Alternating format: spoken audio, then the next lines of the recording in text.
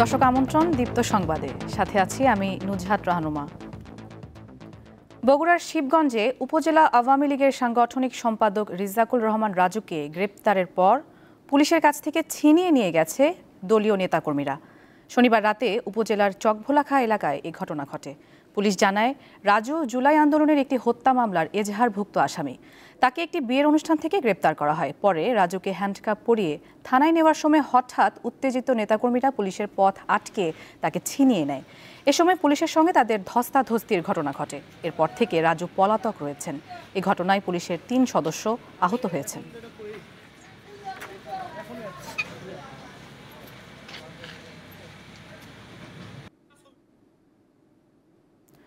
নারায়ণগঞ্জ শহরের ১ নম্বর বাবুরাইল শেষ মাথা এলাকার একটি পরিত্যক্ত জায়গা থেকে অস্ত্র ও বোমা সদৃশ বস্তু উদ্ধার করেছে র্যাব।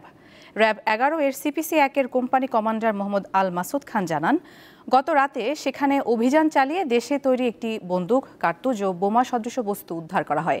এটি উদ্ধার করে র্যাবের বোম ডিসপোজাল ইউনিট।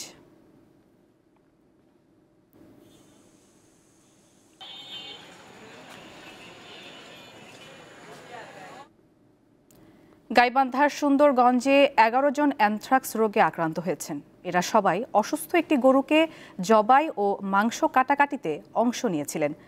এতে বেলকা ইউনিয়নের কিসামত সদর গ্রামে আতঙ্ক ছড়িয়ে পড়েছে। ওই গ্রামে অ্যানথ্রাক্স আক্রান্ত ৫টি গরু মারা গেছে। চিকিৎসকরা আতঙ্কিত না হয়ে অসুস্থ পশু জবাই সম্পর্কে সতর্ক থাকার পরামর্শ দিয়েছেন।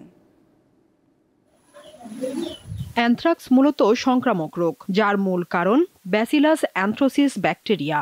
এই ব্যাকটেরিয়া সাধারণত প্রাণীর শরীরে আক্রমণ করে, পরে তা মানুষে ছড়ায়। গত ২৭ সেপ্টেম্বর গাইবান্ধার সুন্দরগঞ্জ উপজেলার কিসামত সদর গ্রামে একটি অসুস্থ গরু জবাই করা হয়। গ্রামের কয়েকজন মাংস কাটাকাটিতে অংশ নেন। কয়েকদিন পর থেকে তাদের শরীরে ফোসকা, ক্ষত এবং মাংসে পচন ধরতে শুরু করে, যা অ্যানথ্রাক্স রোগের লক্ষণ।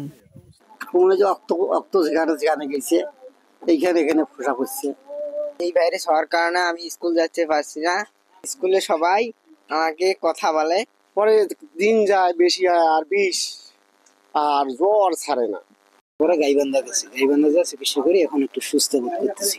স্থানীয়রা বলছেন, গরুটি জবাইয়ের কাজে যারা ছিলেন তারা সবাই আক্রান্ত হয়েছেন। এতে গ্রাম জুড়ে আতঙ্ক ছড়িয়ে পড়েছে। বুঝতেটা কাটতে রক্তটা হলে চোখ চটকি গেছে।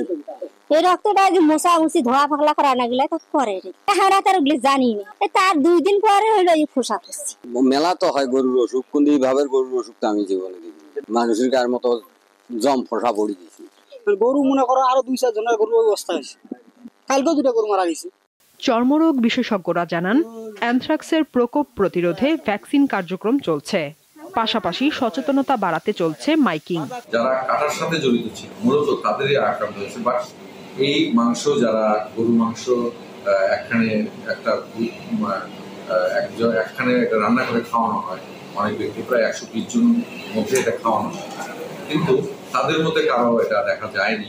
বিশেষজ্ঞরা বলছেন, অ্যানথ্রাক্স নিয়ে আতঙ্কিত না হয়ে সতর্কতামূলক ব্যবস্থা নিতে হবে। অসুস্থ গবাদি পশু জবাই, মাংস সংগ্রহ ও বিক্রি না করার পরামর্শ তাদের। দীপ্ত বার্তা কক্ষ। দেশে ইলিশ মাছের সরবরাহ বাড়লেও দাম কমেনি। মধ্যস্বত্বভোগীদের অতি মুনাফা করা এবং দাদন ব্যবসায়ীদের স্বেচ্ছাচারিতা এর বড় কারণ। ট্যারিফ কমিশনের এক সমীক্ষায় এসব তথ্য উঠে এসেছে। মৎস্যজীবীদের সহজ শর্তে ঋণ প্রদান এবং বাজার তদারকি করা গেলে ইলিশ মাছের দাম নিয়ন্ত্রণ করা সম্ভব বলে জানিয়েছেন গবেষক ও অর্থনীতিবিদরা। প্রতি বছর গড়ে ৫.৫ লাখ টনের মতো ইলিশ আহরিত হয়। নির্দিষ্ট সময়ে মাছ ধরা বন্ধ সহ সরকারি নানা উদ্যোগে ২০০৮-৯ থেকে ২০১৭-১৮ অর্থ বছরে মাছের সরবরাহ দ্বিগুণের বেশি বেড়েছে। এছাড়া ২০২০-২১ অর্থ বছরে প্রতি কেজি ইলিশ সর্বোচ্চ ১৪০০ টাকা কেজি দরে বিক্রি হলেও এবছর সেপ্টেম্বরে প্রতি কেজি দাম ওঠে ২২০০ টাকা। বাংলাদেশ ট্রেড অ্যান্ড ট্যারিফ কমিশনের গবেষণায় এসব তথ্য উঠে এসেছে। বলা হচ্ছে, মাছ ধরার খরচ বৃদ্ধি, দাদন, বিকল্প কর্মসংস্থান, নিষিদ্ধ সময়ে মাছ ধরা, মধ্যস্বত্বভোগীদের দৌরাত্ম্য ও রপ্তানির চাপে ইলিশের দাম বাড়ছে। এবছর স্থানীয় বাজারে প্রতি কেজি 2200 টাকায় বিক্রি হলেও ভারতের রপ্তানি মূল্য ছিল 1534 টাকা। ফলে দেশের বাজারে ইলিশের বেশি দাম গুনতে হয়েছে ক্রেতাদের। দাদন ব্যবসায়ীরা তারা মিলে যখন বেস্ট প্রাইসটা ধরে সেখানে একটু কারসাজি হয়। দামটা আমার কাছে একটু অস্বাভাবিক মনে হয়, এটি আরও কম হতে পারত, কিন্তু হতে পারছে না কেন এটা আমি আগেই বলেছি আপনাকে যে এখানে মধ্যস্বত্বভোগীর একটা হাত বদলের একটা ইস্যু আছে, অনেক বেশি হাত বদল হয়। অর্থনীতিবিদরা বলছেন সহজ শর্তে মৎস্যজীবীদের ঋণ প্রদান করে ইলিশের ভরা মৌসুমে কোল্ড স্টোরেজে মজুদ গড়ে তুলতে হবে। এছাড়া অনলাইন প্ল্যাটফর্ম এবং সমবায় সমিতির মাধ্যমে ইলিশের বেচাকেনা করা গেলে দাম অনেকটাই সহনীয় হবে। সহজ শর্তে ঋণের একটা ব্যবস্থা করা, এটা সরকারি মাধ্যম থেকে সরকারি পৃষ্ঠপোষকতা এনজিও বা অন্যান্য আর্থিক প্রতিষ্ঠানের মাধ্যমে হতে পারে। যেহেতু বিক্রির ক্ষেত্রে যে দেখা যাচ্ছে মধ্যস্বত্বভোগীদের একটা দৌরাত্ম্য থাকে, সেক্ষেত্রে ডিজিটাল প্ল্যাটফর্ম বা সমবায়ের সমিতির মাধ্যমে যদি সরাসরি আমাদের জেলেদের কাছ থেকে ভোক্তা পর্যায়ে বিক্রি কোনো ব্যবস্থা করা যায়। সরকারিভাবে ইলিশ মাছের দাম বেঁধে দেয়া গেলে অস্বাভাবিক দাম বৃদ্ধির হাত থেকে ভোক্তারা রক্ষা পাবে বলে জানান গবেষক ও অর্থনীতিবিদরা। শাহরিয়ার ইমন, দীপ্ত সংবাদ, ঢাকা। ফেব্রুয়ারির শুরুতে নির্বাচনের ঘোষণা দেওয়ায় ব্রাহ্মণবাড়িয়া ৩ সংসদীয় আসনে গণসংযোগ শুরু করেছেন বিভিন্ন রাজনৈতিক দলের নেতারা। তবে জুলাই সনদ, নতুন সংবিধান সংস্কার ও বিচারের আগে নির্বাচনের পক্ষে নয় এনসিপি। বিজয়নগরের 2টি ইউনিয়ন ব্রাহ্মণবাড়িয়া 2 আসনে যুক্ত করায় উত্তপ্ত এলাকার রাজনৈতিক পরিবেশ। তিতাস নদী বেষ্টিত ব্রাহ্মণবাড়িয়া সদর ও বিজয়নগর উপজেলা নিয়ে গঠিত ব্রাহ্মণবাড়িয়া 3 আসন। এই আসনের মোট ভোটার সংখ্যা প্রায় 6 লাখ। আগামী জাতীয় সংসদ নির্বাচনকে কেন্দ্র করে রাজনৈতিক দলগুলোর নেতাকর্মীদের মধ্যে দেখা দিয়েছে নির্বাচনী আমেজ। এরই মধ্যে বিভিন্ন দলের মনোনীত ও মনোনয়ন প্রত্যাশীরা ব্যস্ত সময় পার করছেন গণসংযোগ ও প্রচার প্রচারণায়। সড়কের মোড়ে মোড়ে শোভা পাচ্ছে প্রার্থীদের নির্বাচনী ব্যানার, ফেস্টুন ও পোস্টার। ধর্মীয়, সামাজিক ও রাজনৈতিক অনুষ্ঠানে যোগ দিচ্ছেন নেতাকর্মীরা। ইনশাআল্লাহ নির্বাচন ঘোষণা করলে অবশ্যই নির্বাচনে জনগণের ভোটের মাধ্যমে আমরা সদর 3 আসন থেকে আমরা নির্বাচিত হব। মনে করি যে জনগণ যদি আমাকে নির্বাচিত করে তাহলে আমি ব্রাহ্মণবাড়িয়া 3 আসনকে একটি আদর্শ আসন হিসাবে গড়ে তুলব। আসন্ন নির্বাচনের অল্প সময় বাকি থাকায় পিআর পদ্ধতিতে যাওয়া ঠিক হবে না বলে মনে করছেন জাতীয় পার্টির নেতারা। আমরা কোনো পিআর নির্বাচন করলাম, কোনো কারণে পিআরের বাইরে যারা আছে তারা অধিক সংখ্যক আসন পাইল, তারা সংসদে 30 কার্য দিবসের মধ্যে এটা পাশ করলো না, তাহলে সেখানে সাংবিধানিক ঝুঁকি থেকে যায়। তো সব দিক বিবেচনা করলে পিআরের দিকে না যাওয়াই উত্তম। এই আসনের বিজয়নগর উপজেলার বুধন্তি ও চান্দুরা ইউনিয়ন ব্রাহ্মণবাড়িয়া 2 আসনে যুক্ত করার প্রতিবাদে মহাসড়ক অবরোধ সহ নানা কর্মসূচি পালন করছেন বিভিন্ন রাজনৈতিক দলের নেতাকর্মীরা। দীপ্ত, বার্তাকক্ষ। দুর্গাপূজার 5 দিন ছুটির পর লক্ষ্মী পূজা উপলক্ষে কাল থেকে ফের 2 দিনের ছুটি ঘোষণা করেছে আখাউড়া স্থলবন্দরের আমদানি রপ্তানি কার্যক্রম কর্তৃপক্ষ। এর আগে দুর্গাপূজা উপলক্ষে আগরতলা ইন্দো বাংলা আমদানি রপ্তানিকারক অ্যাসোসিয়েশনের এক চিঠির পরিপ্রেক্ষিতে 2 দেশের ব্যবসায়ীদের সিদ্ধান্ত মোতাবেক 29 সেপ্টেম্বর থেকে 2 অক্টোবর পর্যন্ত আখাউড়া স্থলবন্দরের আমদানি রপ্তানি কার্যক্রম স্থগিত ছিল। এতে 3 অক্টোবর সাপ্তাহিক ছুটি সহ টানা 5 দিন বন্ধ ছিল বন্দরটির আমদানি রপ্তানি। 8 অক্টোবর বুধবার থেকে আমদানি রপ্তানি কার্যক্রম স্বাভাবিক হবে।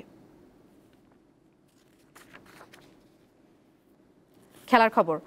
আফগানিস্তানকে হোয়াইট ওয়াশের লক্ষ্যে শেষ টি20তে আজ রাত 8:30টায় মাঠে নামবে বাংলাদেশ। শারজায় সিরিজ নিশ্চিত করে বেশ ফুরফুরে মেজাজে রয়েছে টিম বাংলাদেশ। কাগজে কলমে তৃতীয় ম্যাচটি নিয়ম রক্ষার হলেও এশিয়া কাপের ব্যর্থতা ঢাকতে আফগানিস্তানকে শেষ ম্যাচেও হারাতে চায় জাকের আলীর দল। অন্যদিকে ভালো খেলেও সিরিজ হেরে বেশ চাপে আফগানিস্তান। শেষটা জিতে নিজেদের মান ধরে রাখতে চাইবে তারা।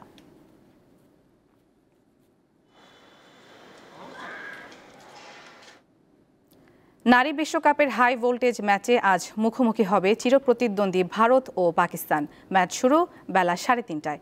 কলম্বোতে এই ম্যাচ ঘিরে কেবল মাঠের পারফরমেন্স নয়, আলোচনা চলছে মাঠের বাইরের বিষয় নিয়েও।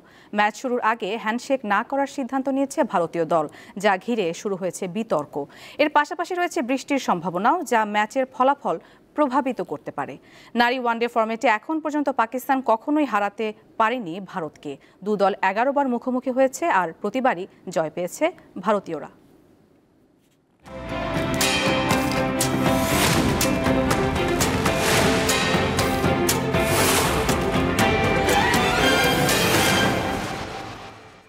দর্শক, এবারে জানাবো এক নজরে দৈনিক পত্রিকার শিরোনাম। শুরুতেই আমাদের হাতে আছে দৈনিক ইত্তেফাক। শিরোনামে দেখতে পাচ্ছি, মত ভিন্নতা কাটেনি, নিজ অবস্থানে অনড় দলগুলো, জুলাই সনদ বাস্তবায়ন পদ্ধতি বিষয়ে এই শিরোনামটি। আলোচনায় সংবিধান আদেশ জারি, গণভোট ও সুপ্রিম কোর্টের মতামত গ্রহণ। এপাশে রয়েছে ঢাকার সঙ্গে সম্পর্ককে অত্যন্ত গুরুত্ব দেয় বেইজিং, বলেছে শি জিনপিং। কূটনৈতিক সম্পর্কের 50তম বার্ষিকীতে অভিনন্দন বার্তা। আরেকটি শিরোনাম রয়েছে, বিশ্ব শিক্ষক দিবস আজ, বৈষম্যের শিকার 5 লাখ শিক্ষক। সরকারি প্রাথমিক শিক্ষকরা এখনও 3য় শ্রেণীর কর্মচারী, বেতন দক্ষিণ এশিয়ার মধ্যে সর্বনিম্ন। এরপর রয়েছে দৈনিক যুগান্তর। শিরোনাম, 3.5 কোটি টাকা আত্মসাৎ, বেস্ট হোল্ডিংয়ের ভয়াবহ জালিয়াতি। এছাড়া আরও রয়েছে, হামাসের সম্মতির পরও ইসরায়েলের হামলা, ট্রাম্পের যুদ্ধবিরতির প্রস্তাব। যুগান্তরে আরও রয়েছে, চাঁদা তুলতে বাধা দেওয়ায় পুলিশ কর্মকর্তাকে মারধর। আরেকটি শিরোনাম, মধ্য অক্টোবরে একক প্রার্থীরা পাবেন বিএনপির সবুজ সংকেত। দৈনিক প্রথম আলোর শিরোনামে দেখতে পাচ্ছি, খুনের 52% মামলায় সব আসামি খালাস। পিবিআইয়ের গবেষণা, খুনের মামলায় সমঝোতার সুযোগ নেই, দ্রুত ও মানসম্পন্ন তদন্তের ওপর হামলার ফলাফল অনেকাংশে নির্ভরশীল। আরও রয়েছে, দলগুলোর সঙ্গে আজ আবারও ঐক্যমত্য কমিশনের আলোচনা, জুলাই সনদের বাস্তবায়ন বিষয়ে এই শিরোনামটি। কি হবে জানি না, গাজার দিকে যাচ্ছি, বলেছেন শহীদুল আলম। অবরোধ ভাঙতে গাজা অভিমুখে যাত্রা। ট্রাম্পের আহ্বানের পরও গাজায় থামেনি ইসরায়েলি হামলা।